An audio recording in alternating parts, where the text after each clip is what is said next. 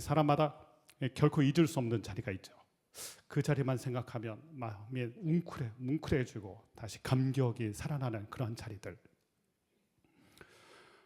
야곱에게는 그런 자리가 베델이었습니다. 베델, 하나님의 집. 사실 야곱은 자기 꾀가 많았잖아요. 꾀로 못하는 게 없었어요. 근데 조심하셔야 돼요. 자기 꾀에 자기가 넘어갑니다. 결국 꾀를 부렸다가 그는 사랑하는 가족들과 고향을 등지고 떠나게 됩니다. 처량하죠. 그리고 길에서 노숙을 하게 됩니다. 돌베개를 베고 누웠어요. 처량한 밤, 눈물 나는 밤을 지내게 됩니다. 그런데 그 자리에 처량한 밤을 맞이하고 있던 그 야곱에게 한량없는 하나님의 사랑이 부어지기 시작해요. 그러면서 그는 할아버지 아브라함이 얘기했던, 아버지 이삭이 말씀하셨던 그 하나님을, 귀동냥으로만 들었던 그 하나님을 그 자리에서 만나게 됩니다. 그리고 그 삶의 위기가 있을 때마다 이 베델을 떠올리죠. 아, 내가 하나님을 만났지. 하나님이 나를 회복시켜 주셨지. 모세에게는 호렙산 불타는 떨기나무 자리. 당시에 모세는 정말 다 타고 남은 잿더미 같은 인생이었어요. 마음에 불이 없는 거죠. 그런데 하나님께서, 그 모세를 아시는 하나님께서 꺼지지 않는 소명의 불로 그 자리에 오셔서 모세야 모세야 부르시죠. 그리고 모세는 새로운 소명을 얻게 됩니다. 엘리야의 경우에는 이 로뎀나무 밑에 그 자리, 사실 죽고 싶었거든요. 다 필요 없다. 그래서 그는 거기서 절망스러웠어요. 절망의 자리였어요. 근데 주님께서 오셔서 위로하시고 회복시키시면서 새로운 소망과 희망을 주시죠. 절망이 변하여 희망이 된 그 자리. 그래서 그는 그 다음에 보면 뛰어가요. 뛰는 자가 돼요. 새로운 열정과 꿈이 생겼기 때문입니다. 사랑하는 여러분들은 어느 자리를 생각하면 그렇게 하나님이 깊게 느껴지고 울컥하시나요? 저는 사랑하는 1516의 귀한 성도님들, 이 다윗의 장막을 세워가는 이 자리가 여러분에게 결코 잊혀지지 않는, 잊을 수 없는 그런 은혜의 자리가 되시길 주의 이름으로 축원합니다. 오늘 말씀 보면 베드로가 등장하죠. 베드로에게도 그런 자리가 있었습니다. 갈릴리 바닷가. 그는 갈릴리 바닷가에서 사람 낚는 어부가 아니라 시작은 고기 낚는 어부였습니다. 그게 베드로의 삶이에요. 근데 어느 날 예수님이 그를 찾아오셨습니다. 그리고 그를 부르시면서 사람 낚는 어부가 되게 하겠다. 이 만남이 굉장히 강렬했어요. 그래서 마치 자석에 끌려가듯 거부할 수 없는 그 부르심 앞에 베드로가 예수님과 동행하기 시작합니다. 그렇게 3년을 따라다닌 거죠. 베드로의 열정과 충성심은 누구나 다 인정하는 겁니다. 베드로가 예수님의 호위 무사를 자처했잖아요. 실제로 겟세마네 동산에서는 칼을 뽑았잖아요. 예수님의 호위 무사, 예수님은 내가 지킨다, 이거였잖아요. 그리고 성경을 보면 예수님이 가시는 곳마다 마치 그림자처럼 베드로가 있어요. 그러니까 예수님 보면 그 옆에는 언제나 베드로. 그런데 오늘 말씀 요한복음 21장 말씀 보면 베드로는 보이는데, 예수님의 껌딱지 베드로는 보이는데 있어야 될 그분이 안 보여요. 예수님이 안 계세요. 분명히 늘 예수님을 찾으면 그 옆엔 베드로, 이게 세트처럼 됐는데 요한복음 21장 베드로의 모습에서는 그 예수님이 보이지가 않습니다. 도대체 무슨 일이 일어났던 것일까요? 저희가 이제 3월에 고난 주간을 맞이하게 되는데 아주 짧은 시간 안에 베드로가 엄청난 외상을 겪게 됩니다. 겟세마네 동산에서 기도하시던 예수님이 너무 맥없이, 너무 무기력하게 짐승처럼 끌려가시는 장면을 봐요. 그렇게 애절하게 기도하셨는데 예수님이, 우리 이렇게 알고 있잖아요. 기도하면 승리한다. 그러면 기도를 그렇게 애절하게 하셨으면 승자의 모습이 보여야 되는데 예수님에게서 패자의 모습, 처음 본 그림이에요. 끌려가는 예수님. 그리고 끌려가신 예수님 상처를 입으셨어요. 매질을 당하시고 가시면류관 쓰셔서 상처가 났습니다. 예수님은 상처를 보듬어 주시고 상처를 낫게 하시던 분이잖아요. 근데 예수님이 상처를 입으셨어요. 이것도 낯선 모습이에요.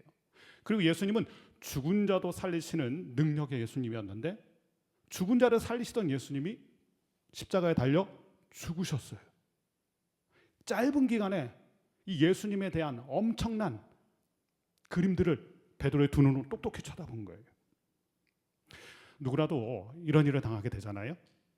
믿고 따르던 사람이 이런 일을 당하면 나도 상처를 입습니다. 외상후 스트레스 장애라고 그러잖아요. 게다가 외적인 충격도 만만치 않았지만 내적인 충격도 만만치 않았어요. 그것은 베드로 자신이 겪었던 일인데 베드로가 그 과정에서 예수님을 부인합니다. 난 예수의 옛자도 모른다. 예수님을 위해서 내가 죽을지언정 주님을 위해서 내가 내 목이라도 내놓고 나는 지구 끝까지 예수님 쫓아갑니다 라고 호언장담했던 게 베드로잖아요. 그런데 난 예수의 옛자도 모른다. 예수님을 부인하고 극구 저주까지 하고 아마 이런 생각이 들었을 거예요. 베드로에게. 나도 내가 이 정도인지 몰랐다. 본인이 혐오스러웠을 거예요. 나 이거밖에 안 되나? 자기 입으로 예수님을 부인하고 그러니까 본인 생각에 이런 생각이 드는 거예요. 내가 이거밖에 안 되는 인간인가? 자책감, 후회, 무기력, 허탈감 이렇게 외적인 충격과 본인 스스로에 대한 실망, 수치심 이런 걸 겪게 되면 우리는 영적인 슬럼프를 겪게 됩니다. 영적인 침체를 겪게 되는 거죠. 아주 무기력해져요. 자, 이런 베드로의 모습에서 우리가 깨닫는 게 있죠. 수제자인 베드로도 넘어집니다. 우린 이 장면을 보면서 아유 베드로니까 넘어졌지라고 말하는 사람은 아무도 없어요. 베드로인데도 넘어지는구나. 우리에게도 적용해 봐야 됩니다. 우린 참 자신 있어요. 여러분 조심하셔야 돼요. 자신 있을 때는 자신을 잘 몰라요. 내가 자신 있다. 그럴 때는 자신이 어떠한 존재인지 잘 모릅니다. 고린도전서 10장 12절 말씀에 그래서 이런 말씀이 있는 거예요. 같이 한번 읽어보겠습니다. 시작. 선줄 생각하는 자는 넘어질까 조심하라. 베드로는 잘 서 있다고 생각했습니다. 그리고 이름의 뜻처럼 나는 흔들리지 않는 반석 같은 사람이다. 나는 요동하지 않는다. 절대 흔들리지 않는다. 자신감 있을 때 자신이 누군지 잘 몰라요. 그러므로 믿음의 길을 걸어가는 저와 여러분, 성도와 교회는 자신에 대해서 과신할 게 아니라 근신해야 합니다. 예수님이 그래서 늘 얘기하셨잖아요. 깨어 근신하라. 과신하지 마세요. 나는 흔들리지 않는다. 자신감이 지나쳐서 과신하게 되는데 참된 믿음의 태도는요. 나도 넘어질 수 있다. 여러분 다윗이니까 넘어졌습니까? 다윗인데도 넘어졌잖아요. 베드로니까 넘어진 겁니까? 아니요. 베드로인데도 넘어진 거예요. 그렇다면 우리들도 언제든지 넘어질 수 있는 사람이고 언제든지 슬럼프를 겪을 수 있는 사람들이에요. 그래서 우리 스스로에 대해서 과신하는 게 아니에요. 성경 말씀처럼 예수님의 말씀처럼 우리는 깨어 근신해야 되는 사람들이에요. 자, 한편 그렇게 영적인 슬럼프를 겪고 갈릴리 야인이 되어버린 이 베드로를 예수님이 찾아갔어요. 베드로는 떠났는데 예수님이 베드로를 찾아가십니다. 근데 찾아가 봤더니 베드로의 상황이 영 좋지가 않아요. 요한복음 21장 3절 말씀 같이 한번 말씀을 읽어보겠습니다. 함께 읽습니다. 시작. 시몬 베드로가 나는 물고기 잡으러 가노라. 나가서 배에 올랐으나 그날 밤에 아무것도 잡지 못하였더니 예수님이 베드로 찾아가셨는데 아무것도 못 잡고 허탕치고 허무한 밤을 보내고 있어요. 비록 3년이라는 공백은 있었어요. 그런데 베드로를 한번 생각해 보세요. 베드로는 갈릴리에서 태어났고 갈릴리 바다가 놀이터입니다. 그리고 평생 동료와 부모님과 함께 고기 잡던 사람이에요. 이 갈릴리 바다가 손바닥처럼 환했을 거예요. 어디에 그물을 던지면 되는지, 언제 던지면 되는지. 그리고 이 갈릴리 바다에 별명이 있습니다. 물반, 고기반. 성지순례 가보신 분들은 이 말을 제 말씀을 이해할 거예요. 얼마나 물고기가 많이 잡혔냐면요.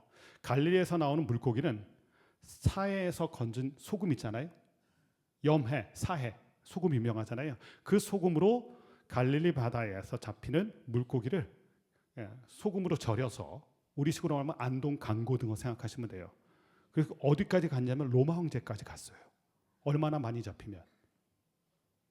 그러니까 갈릴리 바다에서 온 생애를 보냈던 베드로, 그리고 던지면 나오게 되는 물고기인데도 한 마디도 못 잡았다. 이게 우연일까요?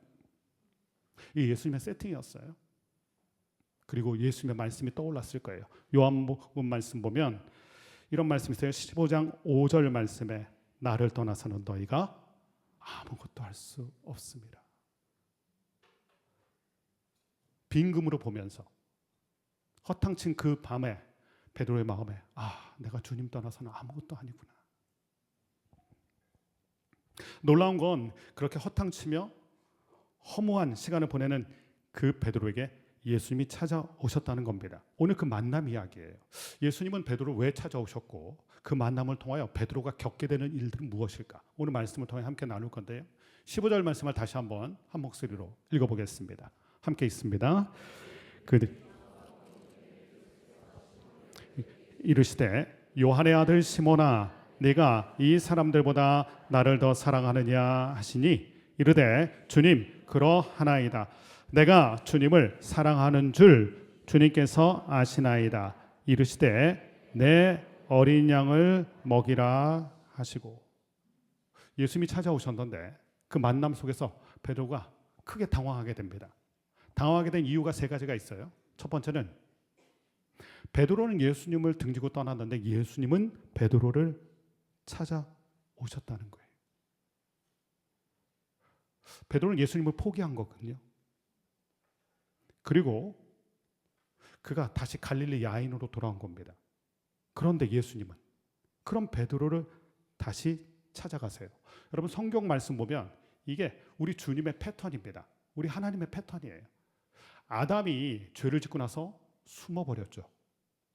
근데 하나님 어떻게 하세요? 찾아가세요. 아담아 어디 있느냐. 모세도 살인하고 광야로 도망가 버리죠. 완전 숨은 거예요. 그 모세를 주님께서 결국 찾아내십니다. 그러면서 모세야 모세야 부르셨죠. 베드로도 마찬가지입니다. 이 수치심에 나도 내가 이럴 줄 몰랐다. 나 이거밖에 안 되는구나. 여러분 자신의 바닥을 보게 되면 자꾸 숨게 돼요. 그래서 갈릴리 야인이 되어버린 건데 주님께서 그 갈릴리로 찾아오신 것입니다. 여러분 우리가 깨닫는 게 있어요. 우리가 예수님을 떠나는 것이지 예수님이 우리를 떠나지 않으세요. 그래서 아무리 멀리 갔어도 뒤를 돌아보면 예수님이 계세요. 우리가 예수님을 떠나는 것이지 예수님이 저와 여러분을 절대로 떠나지 않으세요. 그리고 세상은요 베드로처럼 예수님을 포기하고 예수님을 부인하고 예수님에게 상처를 주는, 여러분 배신의 상처가 참 크잖아요. 그런 사람에겐 다시 기회를 주지 않습니다. 바로 폐기 처분이에요. 근데 예수님은 베드로를 폐기 처분하신 게 아니라 베드로에게 패자 부활의 은혜를 주세요. 다시 찾아가서 우리 다시 시작하자. 저와 여러분이 아무리 예수님을 실망시키고 떠나서도 주님은 다시 오세요. 다시 이렇게 세워주세요. 여러분 사랑이란 뭡니까? 다시 기회를 주는 게 사랑이에요. 그리고 베드로는요 절대로 예수님 다시 못 찾아갑니다. 수치심에 그리고 자신에 대한 실망감 때문에 예수님 앞에 다시 못 가요. 근데 예수님이 오시잖아요. 여러분 사랑한다면 여러분이 찾아가셔야 돼요. 여러분에게도 베드로 같은 존재가 있을걸요. 그 사람은 여러분께 못 옵니다. 여러분이 찾아가셔야 돼요. 그리고 여러분이 다시 기회를 주셔야 돼요. 사랑이란 내가 찾아가는 것이고 내가 그 사람에게 다시 기회를 주는 거예요. 이게 예수님의 사랑이에요. 베드로가 놀란 거죠. 나는 떠났는데 예수님은 나를 포기하지 않고 나를 붙들어 주시는구나. 두 번째 당황했던 이유는 예수님께서 베드로를 이렇게 부르셨습니다. 요한의 아들 시몬아. 이것은 베드로의 옛 이름이죠. 예수님을 만나기 전에 베드로는 요한의 아들 시몬으로 살고 있었어요. 근데 예수님을 만난 다음에 예수님이 그의 이름을 바꿔주시죠. 그에게 새로운 비전과 꿈과 소명을 주시면서 이제 장차 너를 게바라 하리라, 베드로라 하리라. 그리고 3년 동안 예수님은 어떻게 부르셨나요? 베드로야, 베드로야. 이렇게 부르셨는데 이번에 다시 나타나신 예수님께서는 요한의 아들 시몬아, 그의 이름을, 옛 이름을 불러주셨어요. 남편들이 아내에게 크게 당황하는 때가 있어요. 첫 번째는 아내가 이렇게 말할 때입니다. 당신 이게 뭐야? 이거 뭐야? 그 남편들의 머리는 내가 뭐지? 아내가 말하는 이게 도대체 뭔지를 모르거든요. 너무 당황스러워요. 그보다 더 오싹한 게 있습니다. 아내가 남편의 이름 석자를 부를 때, 저 같은 경우는 김평래 이러면 목골이 송연해지고 등줄기에 식은땀이 흐릅니다. 도대체 내가 뭘 잘못했지? 왜 이렇게 분노하는 것이지? 김춘수 시인의 꽃이라는 것을 보면 이름을 불러주었을 때 꽃이 됩니다. 근데 아내가 내 이름을 불러주면 남편들은 얼음이 돼요. 복잡해지기 시작합니다. 베드로의 심정이 그랬을걸요. 베드로야 이랬으면 좀 나았을 거예요. 그런데 옛 이름을 요한의 아들 시몬아, 그때 알게 됩니다. 지금 내 모습은 예수님 만나기 전에 그 옛 모습, 옛사람의 모습으로 내가 되돌아가고 있구나. 지금 내 모습은 주님과 함께 소명의 자리에서 꿈을 꾸고 하나님의 나라를 향해 달려가던 그 모습이 아니라 옛사람, 옛 모습으로 내가 되돌아갔구나. 이걸 깨닫게 돼요. 그래서 당황스러운 거예요. 내가 옛 모습으로 돌아가 있구나. 혹시 여러분 가운데도 지금 여러분의 모습이 하나님의 나라에 대한 열정과 꿈을 잃어버리고 옛 모습으로 살아가고 있다면 빨리 돌아가셔야 돼요. 주님 곁으로, 주님 품으로, 그 소명의 자리로. 베드로가 이것 때문에 당황한 거예요. 예수님이 부르신 이름 때문에. 세 번째 이유, 예수님의 질문인데, 네가 나를 사랑하느냐? 예수님 한 번도 이 질문하신 적이 없어요. 공생애 내내 3년 동안 한 번도 베드로야 너 나 사랑하니? 이런 질문 하신 적이 없잖아요. 아니 물으실 필요가 없잖아요. 누가 봐도 알거든요. 베드로는 열정이 있었잖아요. 그 주님 곁에 딱 달라붙어서 호위무사를 자처하고 그림자처럼 따라다녔고 많은 사람들이 알았을 거예요. 야, 베드로 정말 예수님 사랑한다. 예수님도 아시죠. 몰랐던 건 아니에요. 그런데 이 질문을 하시는 거예요. 당신 나 사랑하냐? 베드로야 나 사랑하냐? 사실 예상했던 질문은 아니에요. 베드로도 예수님이 오셨으니까 예상 시나리오를 썼을 거 아니에요. 이렇게 물으시면 내가 어떻게 대답하지? 아마 이런 생각했을 거예요. 베드로야 너 왜 그때 그랬니? 내가 조심하라고 했지 너. 그럼 무슨 말을 하지?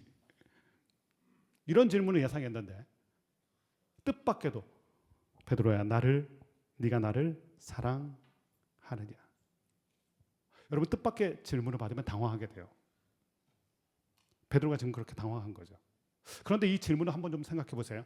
여러분이 누군가에게 당신 나 사랑해 라고 하는 사람은 누굽니까? 그 대상은 여러분이 사랑하는 사람에게나 질문할 수 있는 질문이에요. 여러분이 사랑하지 않는데 당신 나 사랑해 라고 질문할 수 있는 상대는 없어요. 사랑하는 자녀에게 아들아 아빠 사랑하지? 배우자에게 당신 나 사랑하지? 이 질문은 내가 사랑하는 관계에 있는 사람에게 할 수 있는 질문이에요. 그러므로 예수님의 질문은 질문이면서 사실 고백이에요. 베드로야 나는 너를 사랑한다. 그래서 내가 여기 너를 만나러 온 것이다. 내가 너를 사랑하기에 지금 네 앞에 있는 것이다. 질문이자 사실 예수님의 고백이에요. 그 사랑의 관계에서만 물을 수 있는 질문이기 때문에 그래요. 저는 이 예수님의 질문이 참 따뜻하고 좋았어요. 예수님의 고백이 담겨 있는 질문이니까. 여러분 우리가 예수님께 좀 배워야 될 것 같아요. 여러분의 자녀가 여러분을 실망시킬 때가 있어요. 베드로처럼. 그리고 여러분이 등질 때도 있죠. 그럼 우리는 이렇게 얘기해요. 너 왜 그러니? 당신 왜 그래? 왜 그랬어? 예수님한테 좀 배워야 돼요. 아들아, 아빠 사랑하지? 당신 나 사랑하지? 예수님한테 좀 배워야 돼요. 왜 그랬어? 질문할 게 아니에요. 당신 나 사랑하지? 그러면 압니다. 느끼는 게 있어요. 사람은 영적인 존재잖아요. 당신 나 사랑하지? 그 말 한마디에 모든 감정들이 눈 녹듯 다 녹아버려요. 그리고 그 사랑 안에서 하나가 되고 회복이 되는 거예요. 이게 예수님의 질문이었어요. 자, 이 예수님의 질문을 조금 더 우리가 깊게 좀 살펴보기 원합니다. 예수님께서 이렇게 얘기하셨죠. 베드로에게 이 사람들보다 나를 더 사랑하느냐. 우리의 문제는 더 사랑해야 될 주님을 덜 사랑한다는 데 있어요. 예수님 이렇게 얘기하셨죠. 이 사람들보다 나를 더 사랑하느냐. 우린 일을 더 사랑하고 어쩔 때는 타이틀을 더 사랑하고 내가 맡은 그 사역을 더 사랑하고 내가 나에게 주는 그 자리 그거 더 사랑하고 자리에 막 목을 매요. 사역하면서도. 여러분 내가 어떤 걸 더 사랑하게 되면 상대적으로 예수님은 덜 사랑하게 돼 있어요. 그러니까 예수님이 이 질문하는 거죠. 너의 우선순위가 내가 맞느냐? 나를 더 사랑하고 있느냐? 다른 그 무엇보다 나를 더 사랑하고 있느냐? 이 질문이었죠. 안타깝게도 우리는 더 사랑해야 될 주님을 덜 사랑하는 일들이 많아요.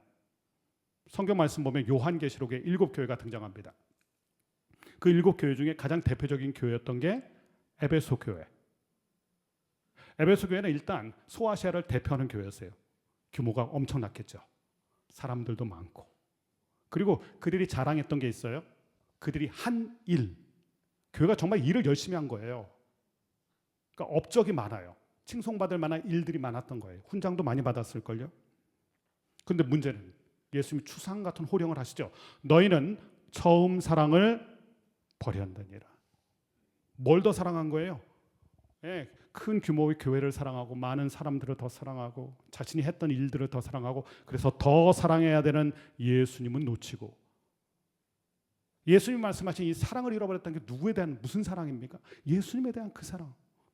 더 사랑해야 될 그 주님을 사랑하는 그 사랑. 근데 예수님 얘기하세요. 나를 더 사랑하느냐. 주님을 사랑할 때 우리 영혼의 질서가 잡히기 시작하고 관계의 질서가 잡히기 시작하고 또 사역의 질서가 잡히기 시작해요. 어디서부터 회복돼야 됩니까? 첫 단추로 회복해야 돼요. 처음 사랑을 버렸다?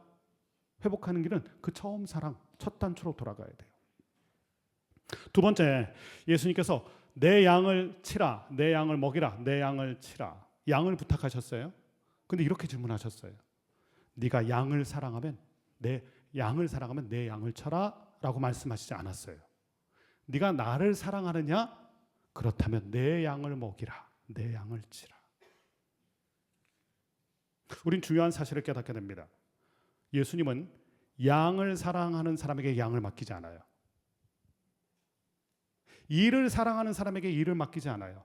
예수님을 사랑하는 사람에게 예수님의 양을 맡기고 예수님을 사랑하는 그 사람에게 예수님의 일을 맡겨주시는 줄로 믿습니다. 예수님이 이 양 사랑하지? 양 잘 키워라 이렇게 말씀하신 적이 없어요. 나를 사랑하니? 그러면 내 양을 먹이라.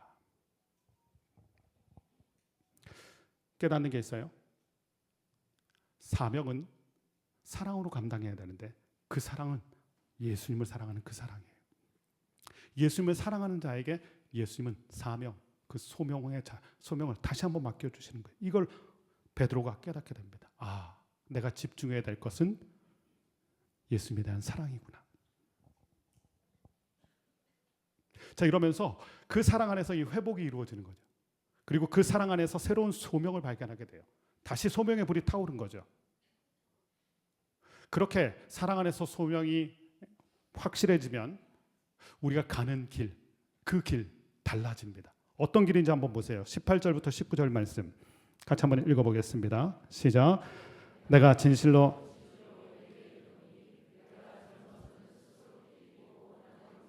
다녔거니와 늙어서는 내 발을 벌리리니 남이 내게 띠띠우고 원하지 아니하는 곳으로 데려가리라. 이 말씀을 하심은 베드로가 어떠한 죽음으로 하나님께 영광을 돌릴 것을 가리키심이로라. 이 말씀을 하시고 베드로에게 이르시되 나를 따르라 하시니, 눈에 들어오는 표현 한 가지가 있죠. 원하지 않는 곳으로, 원하지 아니하는 곳으로 가게 된다. 사람들은요, 저와 여러분은 다 원하는 곳으로 갑니다. 가고 싶은 곳으로 가요. 베드로도 그랬죠. 예수님을 따르면서 가고 싶었던 길이 있습니다. 그 길은 예루살렘 드림, 예루살렘에서 이루어질 그 꿈, 그게 가고 싶었던 길이에요. 그래서 그 길을 가는 중에 제자들이 막 다투잖아요. 누가 예수님의 오른팔이 될 것이냐, 왼팔이 될 것이냐, 누가 실세냐. 본인들 예수님을 따르면서 다 가고 싶었던, 예수님을 통해서 가고 싶었던 길들이 있는 거예요. 꽃길만 걷고 싶어요. 그런데 예수님의 사랑에 집중하고 예수님의 사랑 가운데 발견되는 소명을 붙들게 되면 어떻게 됩니까? 원하지 않는 길로. 내가 원하는 길이 아니라 예수님이 원하시는 길, 내가 원하는 곳이 아니라 예수님이 원하시는 곳으로. 그 자리가 어딜까요? 오늘 말씀을 보니까 이렇게 얘기하셨어요. 너의 팔을 벌리게 된다. 여러분, 팔을 벌리는 자리는 어디입니까? 십자가예요. 예수님이 자기 십자가를 지고 나를 따르라. 그리고 예수님 먼저 십자가의 길을 걸으셨어요. 근데 내가 가고 싶은 길로 가면 우리 십자가의 길은 못 걷습니다. 내가 원하는 거 하면 우리 십자가를 사랑할 수가 없어요. 그런데 예수님의 사랑에 집중하고 그 사랑으로 회복되어서 소명을 붙들게 되면 예수님이 이렇게 얘기하셔요. 네 팔을 벌리는 곳. 예수님의 말씀처럼 베드로는 십자가를 지게 되죠. 십자가를 감당하는 사역을 했고 마지막 그의 자리는 십자가였고, 저나 여러분이나 다 꽃길만 걷고 싶어요. 그런데 주님께서 우리에게 주시는 길, 같이 걷자고 하시는 길은 자기 십자가를 지고 주님 걸으셨던 그 십자가의 길, 사랑 안에서 소명을 회복한 사람만이 걸을 수 있는 길이에요. 그래서 예수님이 얘기해 주잖아요. 이제는 네가 원하는 게 아니라 내가 원하는 일을 하게 될 것이다. 네가 원하는 곳을 가는 게 아니라 내가 원하는 곳으로 가게 될 것이다. 네 팔을 벌리게 되는 곳으로 가게 된다. 이걸 감당하게 돼요. 또 한 가지, 오늘 말씀 보면 베드로에게 회복돼야 될 한 가지 숙제가 더 있었어요. 주님을 회복한 그 마음은 좋았어요. 근데 한 가지 더 회복해야 될 숙제가 있었어요. 이게 저와 여러분에게도 이게 숙제가 되는 경우가 많은데, 20절에서 22절 말씀을 같이 한번 읽어보겠습니다. 20절에서 22절 함께 읽겠습니다. 시작. 베드로가 돌이켜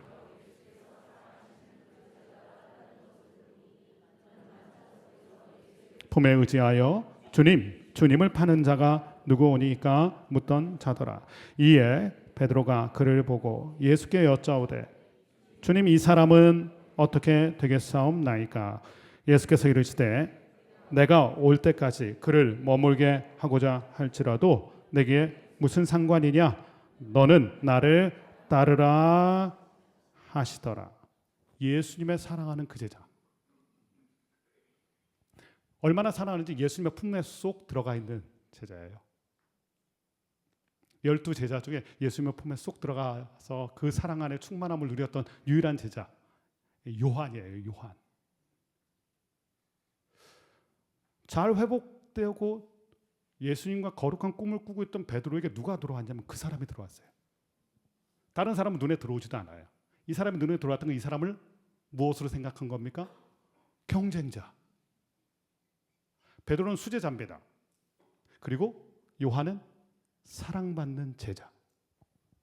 은근히 경쟁심을 느끼고 있었어요. 둘 사이에.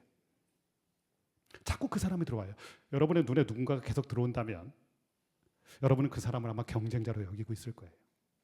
교회에서 사역하면서도. 저 사람은 어떻게 쓰임받지? 저 사람은 어떻게 되고 있지? 베드로에게 그 요한이 들어왔던 겁니다.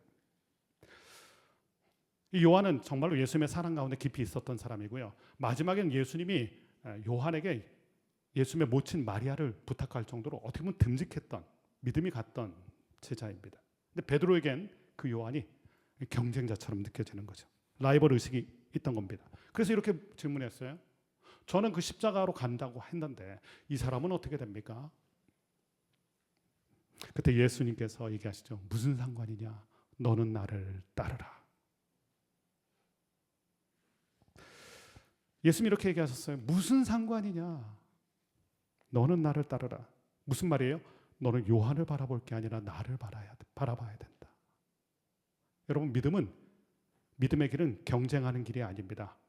믿음은 함께 경주하는 길이에요. 서로 경쟁하지 마세요. 그건 믿음이 아니에요. 그건 소명의 길이 아니에요. 서로 경쟁하는 길이 아니라 함께 경주. 여러분, 함께 경주하는 경주마 보신 적 있으세요? 경주마에게 뭐를 가려놓습니까? 이 차 한 대, 시야를 가려요. 시선을. 앞만 보고 뛰어가게 해요. 그래서 같이 힘을 모아서 뛰게 합니다. 사도 바울은 이렇게 얘기했어요. 나는 표대를 향하여 달려가노라. 빌립보서 말씀 보면 어떤 이는 시기와 질투로 예수님을 전하고 어떤 사람은 좋은 뜻으로 착한 뜻으로 전한다.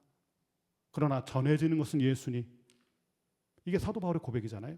옆에서 어떻게 복음을 전하고 어떻게 생각하는지 그게 중요하지 않았다는 거예요. 그걸 경쟁심으로 느끼지 않았다는 겁니다. 표대를 향하여. 베드로에게 은근히 경쟁심이 있었어요. 나는 이렇게 쓰임받는데 저 사람은 어떻게 쓰임받나? 나는 두 팔을 벌린다고 하는데 요한은 어떻게 되나?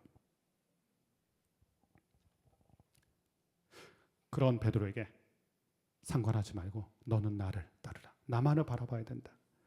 하나님께서 우리에게 옆에 같이 주신 분들은 경쟁자가 아니라 동역자예요. 그래서 성경 말씀 이런 말씀이 있습니다. 고린도전서 3장 9절의 말씀을 함께 읽어봅니다. 고린도전서 3장 9절 시작.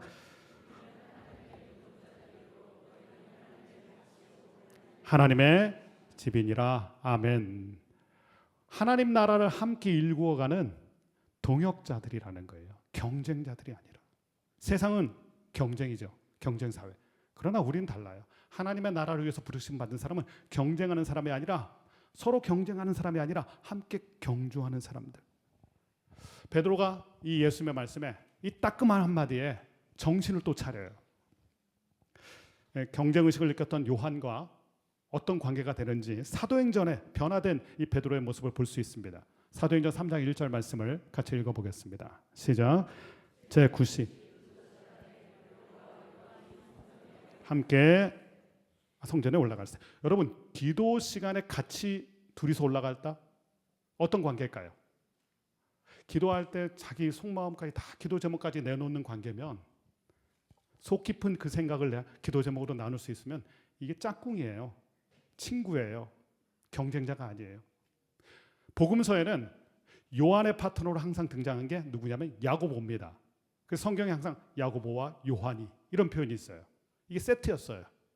근데 사도행전에 나오는 말씀 보면 베드로와 요한이 마음속 깊은 것을 털어놓을 수 있는 그런 기도 파트너, 기도 짝꿍이 돼서 기도의 자리로 가고 있어요.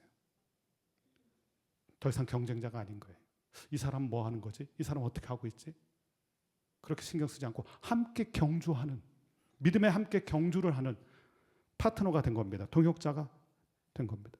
이것을 우리에게 적용해 봅니다. 하나님께서 다윗의 장막이라는 거룩한 꿈으로 우리를 부르셨어요. 그리고 우리는 서로에게 누굽니까? 서로 경쟁하는 관계가 아니에요. 함께 동역하면서 그 하나님의 거룩한 꿈을 이루어 드리는 믿음의 동역자인 줄로 믿습니다. 그리고 옆에 교회들도 마찬가지예요. 많은 교회들이 있잖아요. 신경 쓰지 마세요. 저 교회 뭐 하는 거지? 뭐 하고 있는데? 우린 뭐 하는 거지? 신경 쓰지 마세요. 옆에 성도에게 신경 쓰지 마세요. 경쟁이 아니라 믿음은 믿음의 경주를 하는 거예요. 영적인 차 한 대를 딱 하고 우리를 부르신 넌 나를 따라와라. 옆에 보면 주님 못 따릅니다. 자꾸 요한에게 시선을 가면 예수님이 잊혀져요. 예수님은 나를 바라보고 나를 따르라. 이렇게 예수님은 베드로를 회복시켜 주셨어요. 오늘 우리에게 주신 말씀에 메시지가 있습니다. 첫 번째, 우리가 돌아보게 됩니다. 나는 다시 옛 모습, 옛 사람으로 돌아간 건 아닌가. 빨리 돌아오세요. 잠깐만 뒤로 돌아보세요. 주님이 여러분 곁에 계세요. 여러분이 주님을 떠나는 것이지 주님은 여러분을 떠난 적이 없어요. 옛 모습이 있다면 바로 돌아가셔야 됩니다.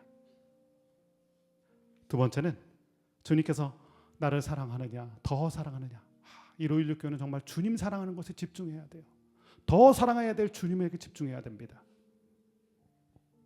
그리고 주님은요, 양을 사랑하는 사람에게 양을 맡기지 않으세요. 주님을 사랑하는 사람에게 그분의 양을 맡기세요. 주님을 사랑하는 사람에게 주님의 일을 맡겨주세요. 그리고 우리 모두는 서로 경쟁하는 관계가 아닙니다. 품어주세요. 그리고 함께 경주하세요. 사랑하는 1516의 귀한 성도님과 교회가 이렇게 함께 멋지게 경주하면서 하나님을 향하여 믿음으로 힘차게 뛰어가는 하나님의 사람들이 되시길 예수님의 이름으로 간절히 축원합니다. 아멘. 이 시간 같이 좀 말씀을 붙들고 기도하기 원하는데요.